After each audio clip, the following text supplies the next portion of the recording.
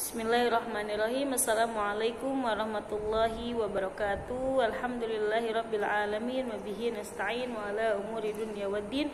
Wassalatu wassalamu ala asyrafil anbiya'il mursalin wa ala alihi wa ashabihi ajma'in. Amma ba'du.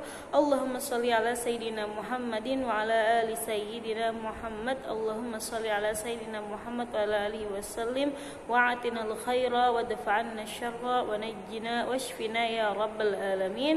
Sabahal khair ya faslil awal li syariah wa kaifa halukum insyaallah antum jami'an iman fi himayati wa fi inayatillahi ta'ala wa kullukum bi khair insyaallah. Alhamdulillah naltaqi marratan ukhra fi hadzal waqti wa fi hadzal fasl mubarak insyaallah wa fi darsil mubarak insyaallah darsul fiqhil muamalat min kitab at-taqrirat as-sadidah.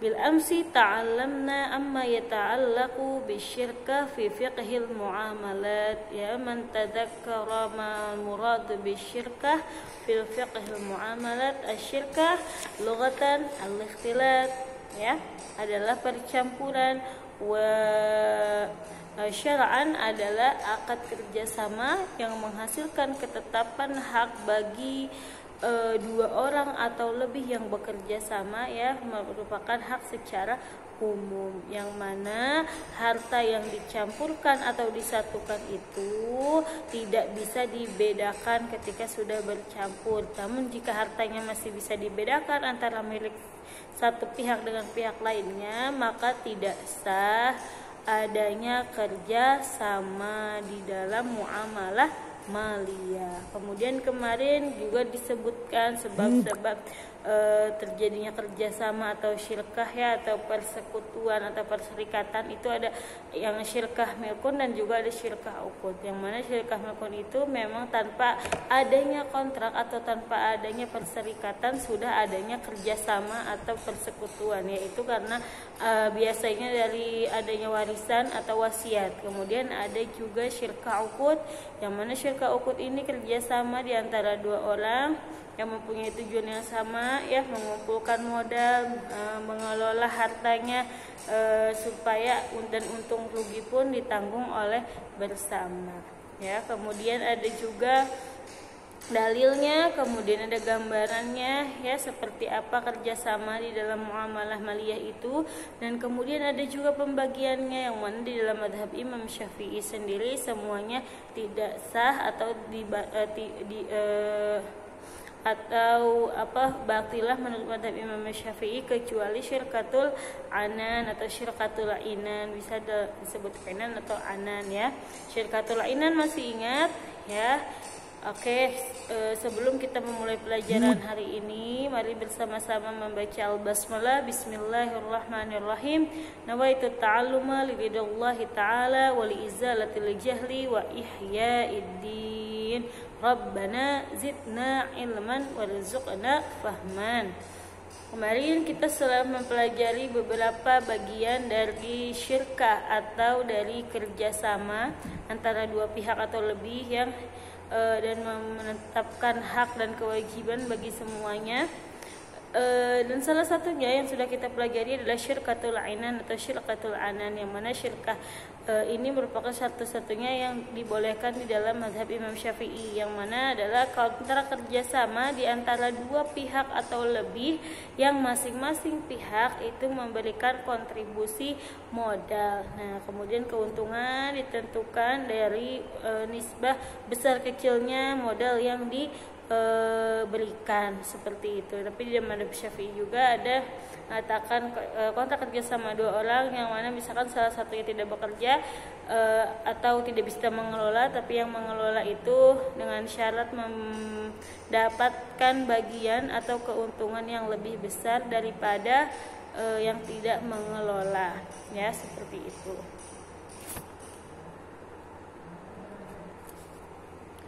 Kemudian setelah ini kita akan membahas tentang apa saja yang menjadi syarat-syarat harus terpenuhi di dalam syirkah inan atau kerjasama inan atau anan ini ya. Jadi ada syarat-syaratnya yang menjadikan akad syirkah atau anan ini menjadi sah atau menjadi dibolehkan. Ya, ada syarat-syaratnya, ini ada 5 syarat. Yang pertama, syurutu syirkatil inan itu antakuna ala nadin au ala mithlin. Ya, jadi antakuna ala nadin au ala mithlin. An-nadu bermakna darahim madrubah min fiddah au dananil madrubah min dahab au al-awraqin naqdiyatil mawjudaan ya. Jadi yang disebut nadin ini sendiri adalah dirham misalkan yang terbuat dari perak, atau dinar yang terbuat dari emas, atau mata uang kertas yang ada di zaman kita sekarang ini. Ya, yang tidak sah menggunakan serpihan-serpihan emas atau perhiasan. Jadi syarat yang harus dipenuhi di dalam syirkah inan ini modal atau sesuatu yang akan dicampurkan atau dikerjasamakan ini merupakan sesuatu nad di sini adalah yang bisa dikelola ya. Yang bisa dikelola ini misalkan adalah uang kertas atau dinar atau dirham yang bisa dikelola dan digerak, bukan barang yang tidak bisa bergerak.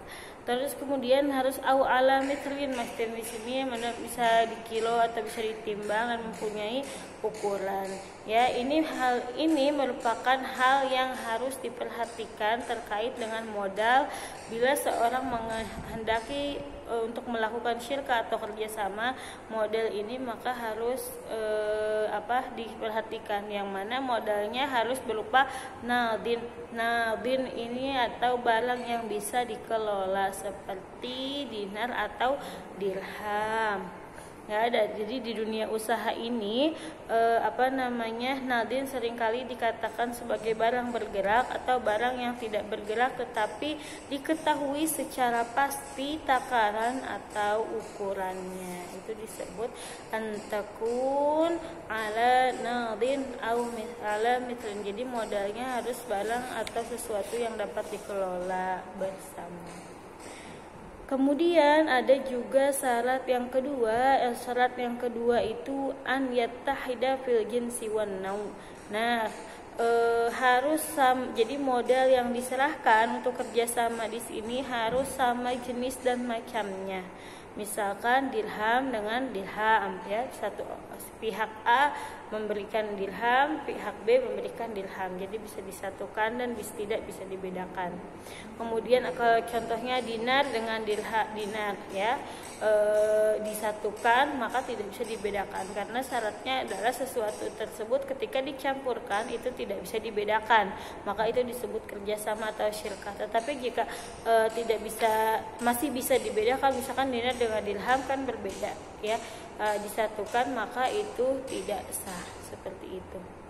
Misalkan ada beberapa orang berserikat ya, modal dikumpulkan dan kemudian misalkan tiga orang ini mengumpulkan, ada yang mata uangnya rupiah, ada yang mata uangnya dolar, dan ada yang mata uangnya pound sterling misalkan ya.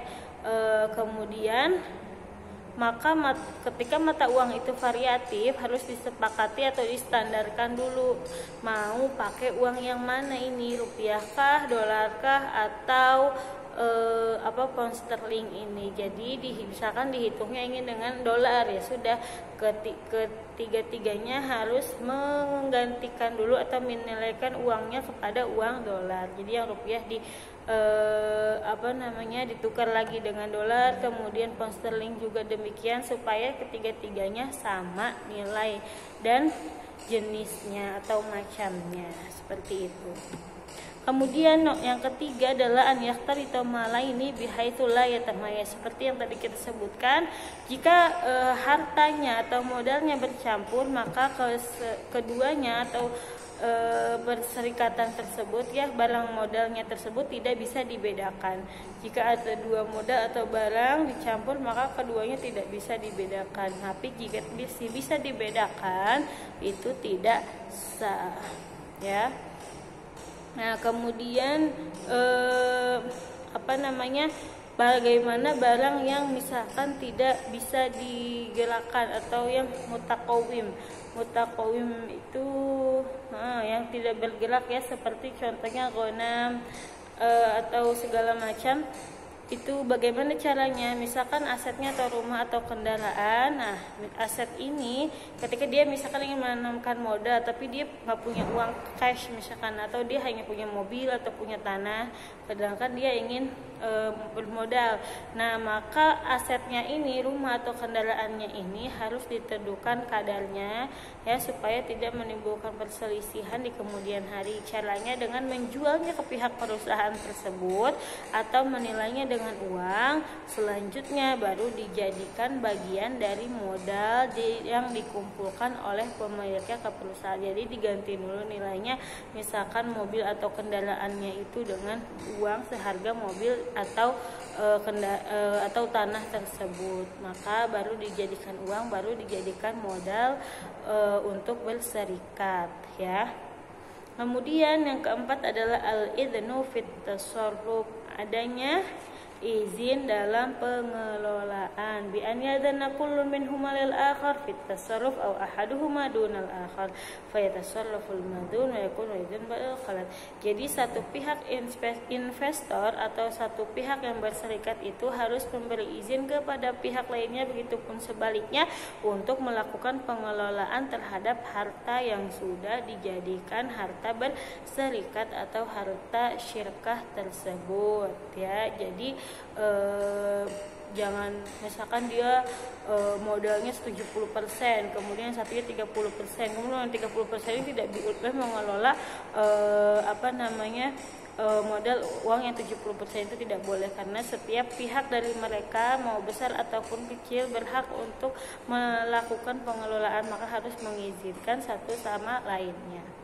Kemudian yang kelima adalah an yakuna ribah wal khusran biqadril malaini. Nah, yang mana keuntungan atau kerugian nanti yang didapatkan dari perusahaan atas kerjasama ini didasarkan atau diukur dari seberapa besar modal yang diberikan.